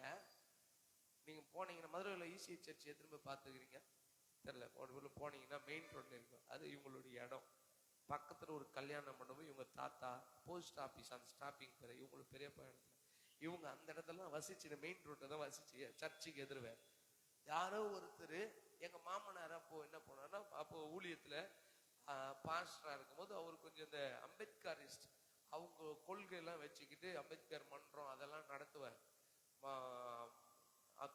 ஏப்ரல் 14 வந்துச்சுன்னா மதுரவாயில் முழுக்க ஒரு கொண்டாட்டம் தான். ஏன்னா நிறைய மக்களுக்கு அன்னைக்கு நிறைய காரியங்களை செய்வாங்க. அது போல இவர் ஒரு அந்த அம்பேத்கர் மன்றத்தின் மூலம் சில மனிதர்களுக்கு உதவி செய்யணும்னு போகும்போது, யாரோ ஒரு மனிதர், இவங்க 5ஆவதோ 6ஆவதோ என்னம்மா படிக்கிறீங்க? 6th அந்த 5க்குள்ளதான் படிச்சுன்னு இருப்பாங்க, படிச்சுன்னு இருந்தாங்களாம். இவங்க வீட்டுல ஒரு பெரிய ரேடியோ செட் இருக்குமா, நல்ல சப்பு பொருள்லாம் வச்சிருக்கமா. இந்த ரேடியோ செட்டு வீட்டுல இருக்கும்போது யாரோ ஒருத்தையம்மா இவங்க கிட்ட வந்து, உங்க அப்பா என்ன பண்ணாரு, இந்த ரேடியோ செட்டை வாங்கியார் சொன்னாருன்னு சொல்லிட்டு, உங்க அப்பா சொன்னாரு மது இப்ப அங்கதான் உட்காந்துக்கிறாருன்னு சொல்லிட்டு இவன் வீட்டுக்குள்ள வந்தவன் இவங்களை அப்படி கொஞ்சம் வெளியே விளையாட விட்டு போயிட்டு அண்டாவை தூக்குறானா. அண்டாவை தூக்கிட்டு அண்டால ரேடியோ செட்டு தூக்கி போட்டு வச்சுக்கிட்டு, ஏமா இல்ல இல்ல நீங்க செட்டு தானே எத்தனை வருஷம் சொன்னாரு, எதுக்கு அண்டாவை தூக்குறீங்க? இவங்க அக்கா கேட்கும் போது, இல்ல இல்லம்மா தண்ணி ஊத்தி எல்லாருக்கும் கொடுக்கணுமான்னு சொல்லிட்டு அண்டா ரேடியோ செட்டு அதில் 4 பாத்திரத்தை போட்டுக்கிட்டு தூக்கிட்டு வெளியே போயிட்டான். அதுக்கப்புறம் இவங்க அப்பா வந்து மாமா வந்து என்ன ஆச்சு ஏது ஆச்சுன்னாப்பா நீங்க யாரையோ சொன்னீங்கன்னு சொல்லிட்டு அவன் ரேடியோ செட்டு அண்ணாலாம் தூக்கின்னு போனா எத்தாலியாப்பான்னாக்க போட்டு வச்சுக்கிறான். நம்ப வைப்பான், ஆமே நம்ப வைப்பாங்க. கபடத்தை விதைப்பார்கள். இது நான் இவங்க கிட்ட கேட்டு தெரிஞ்சுக்கிறது. இன்னைக்கு உதைச்சாலும் அதனால அவங்க அது மறக்கவே மாட்டாங்க. அதனால யாரு வந்தாலும் இனம் கண்டு கொள்ளுங்கள், அண்ணிலிருந்து ஜாக்கிரதையாகிறாங்க. அல்லேலூயா சொல்லுங்களேன். நமக்குள்ள கபடத்தை விதைக்க ஒரு கூட்டம் வரும். அவன் யாரா இருப்பான் தெரியுமா? பிசாசின்.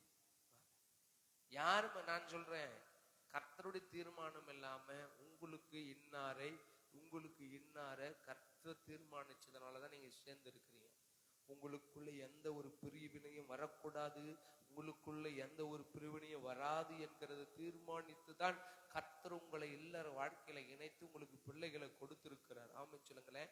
உங்களுக்குள்ள யாரு என்ன கபடத்தை விதைத்தாலும் நீங்க மன உறுதியா இருக்கணும். எனக்கு நம்பிக்கை, அவன் கர்த்தர் கொடுத்த மனைவிங்க, கர்த்தர் கொடுத்த புருஷங்க, கர்த்தர் கொடுத்த பிள்ளை, கர்த்தர் கொடுத்த பெற்றோருங்க, யார் என்ன சொன்னாலும் நான் 100க்கு 100 நம்புறேன். ஆமீன் சொல்லுங்களேன் பார்க்கல.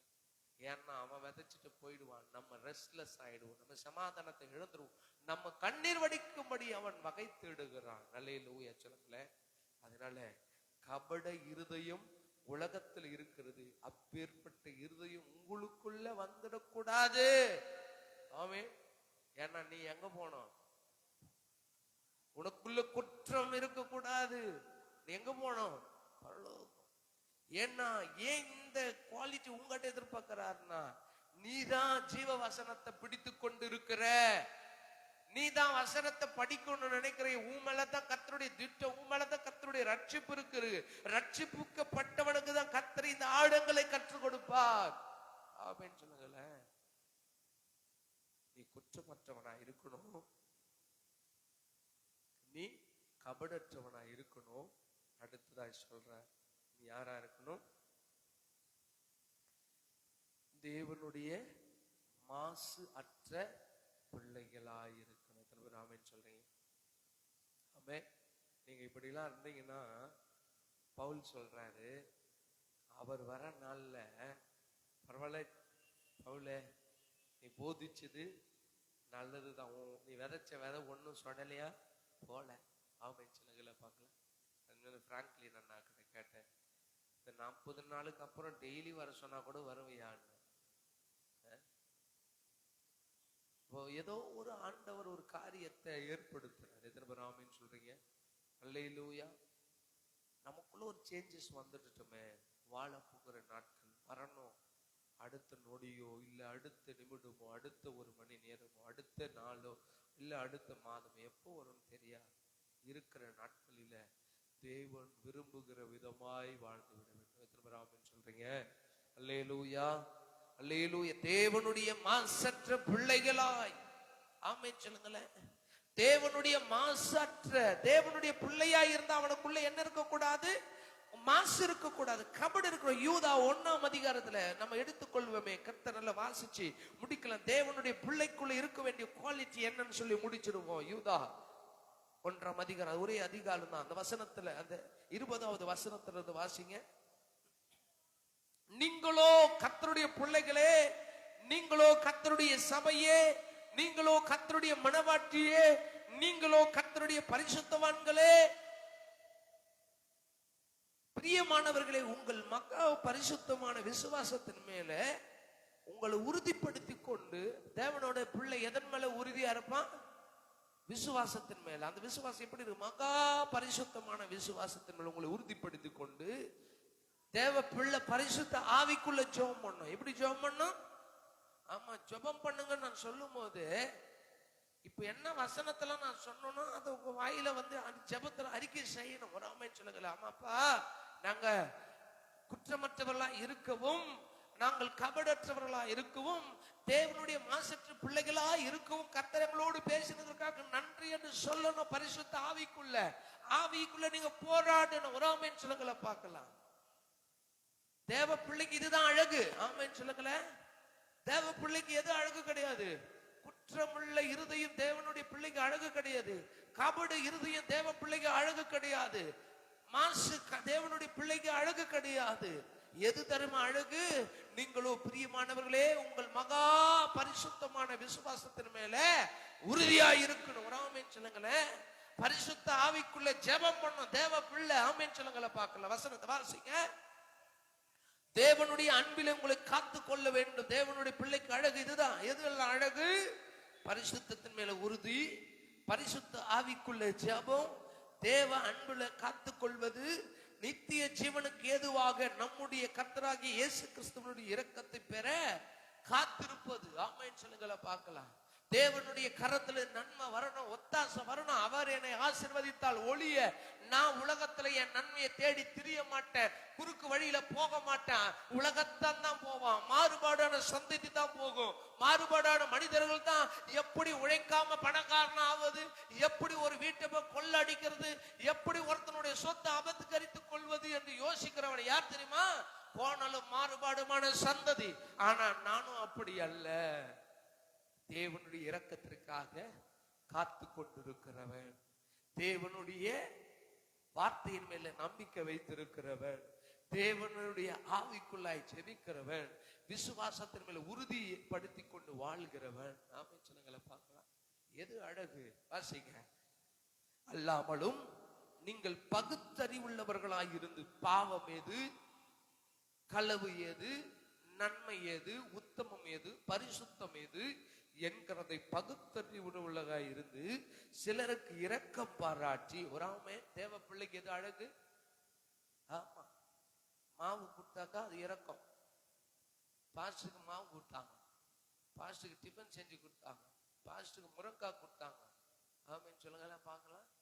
ஐயோ நம்மளும் கொடுக்கணும் போலவே, அது இரக்கம் பாராட்டணும். ஒரு ஆமென் சொல்லுங்கள பார்க்கலாம்.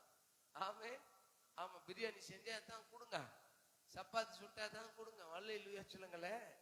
நீங்க இரக்கம் பாராட்டுகிறவர்களா இருங்க. ஒரு நாங்க சாப்பிடும் போது என்ன பண்ணுவோம் தெரியுமா? ஆண்டவருக்கு கொடுத்து கரங்களை ஆசீர்வதிங்க. அவங்க என்ன நிலைமையோடு என்ன சிந்தையோடு கொடுத்தாங்களோ அது அவர்களுக்கு நிறைவாய் கடந்து போகட்டும், கர்த்தர்களை பிளஸ் பண்ணுங்கன்னு சொல்லி ஊழியக்காரன் ஜெபம் பண்ணி ஆமென் சொல்லுங்களேன். நாங்க பண்ணும்போது அது உங்களுக்கு நன்மை உண்டாக்கும். ஒரு ஆமென் சொல்லுங்களேன். ஆமா, இரக்கம் பாராட்டுங்க. மற்றவர்களுக்கு பாசுக்கு மட்டும் சொல்ல, எல்லாருக்கும் கொடுங்க. எல்லாரோட நீங்க சம்பாஷணை செய்யுங்க. ஆமென். ஆமா, சிலருக்கு இரக்கம் பாராட்டி சிலரை அக்னியில் இருந்து இழுத்து விட்டு, அக்னி என்ன? வேதனை, அவமானம், கண்ணீர், அங்கலாய்ப்பில் இருந்து நீங்க என்ன பண்ணணும்? மற்றவங்களை நம்ம பூச்சி தள்ளக்கூடாது. பிடிச்சி தள்ளுகிறவர்களா இல்லாமல் அவர்களை இழுத்து விட்டு பயத்தோடு அவர்களை என்ன பண்ணணுமா? ஆண்டவரே இவனை எப்படி ஆகல நான் ரட்சிப்புக்குள்ள நடத்தி விட வேண்டுமே. ஆமென் சொல்லுங்க. தேவ பிள்ளைக்கு எது அழகு? மற்றவனை ரெஸ்கியூ பண்றது அழகு, அவனுக்குள்ள ரட்சிப்பின் அனுபவத்தை ஊட்டுவது அழகு. ஆமென் சொல்லுங்களேன். அல்லேலூயா. வாசிங்க. மாம்சத்தால் கரைப்பட்டிருக்கிற வஸ்திரத்தையும் வெறுத்து தள்ளுவது நமக்கு அழகு. வழுவாதபடி உங்களை காக்கவும் தமது மகிமையுள்ள சன்னிதானத்திலே மிகுந்த மகிழ்ச்சியோட உங்களை மாசற்றவர்களாய் நிறுத்துவோம். வல்லமை உள்ளவரும் தாம் ஒருவரே ஞானம் உள்ளவருமாகிய நம்முடைய இரட்சகரான தேவனுக்கு கனமும் மகத்துவமும் வல்லமையும் அதிகாரமும் இப்பொழுதும் எப்பொழுதும் உண்டாவதாக. ஆமென். எத்தனை பேருக்கு புரிஞ்சது இன்னைக்கு? நான் யாரு, நீங்கள் யாரு சொல்லுங்க. அந்த வசனத்தை படிச்சு சொல்லுங்க. 14வது வசனத்தின் கடைசி பகுதி சொல்லுகிறது. 14வது கடைசி வசனத்துல கடைசி பகுதி ஜீவனுள்ள அமைச்சர்களை பார்க்கலாம். புறாவை போல கபடற்றவர்களா இருக்கணும். 3வது தேவனுடைய மாசற்ற பிள்ளை. தேவனுடைய மாசற்ற பிள்ளை யாரு? இங்க தொங்கினார இவர் தான்.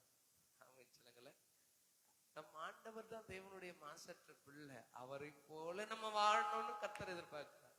ஆமென் சொல்லுங்களேன் பார்க்கலாம். ஆமென். அவர் நம்முடைய மூத்த சகோதரர். சொல்ற வசனம் யோவான் 3:14 வாசிக்க வேணாம். தேவன் தம்முடைய ஒரே பேரான குமார்.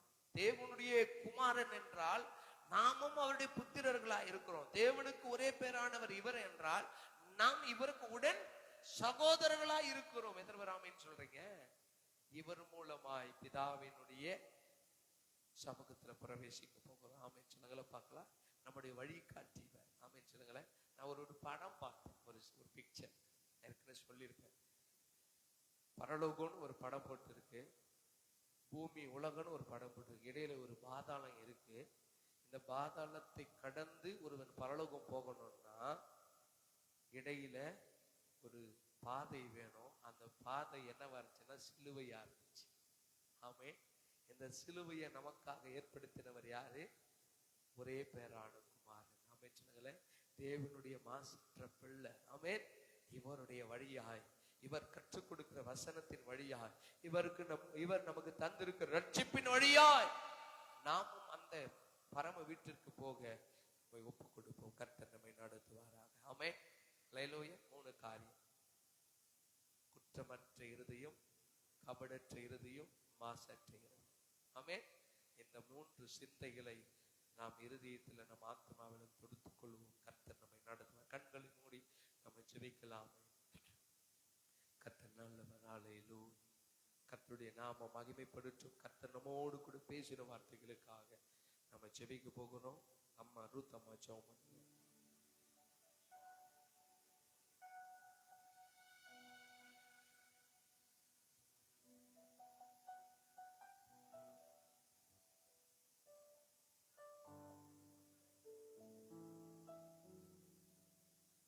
ஆமென்.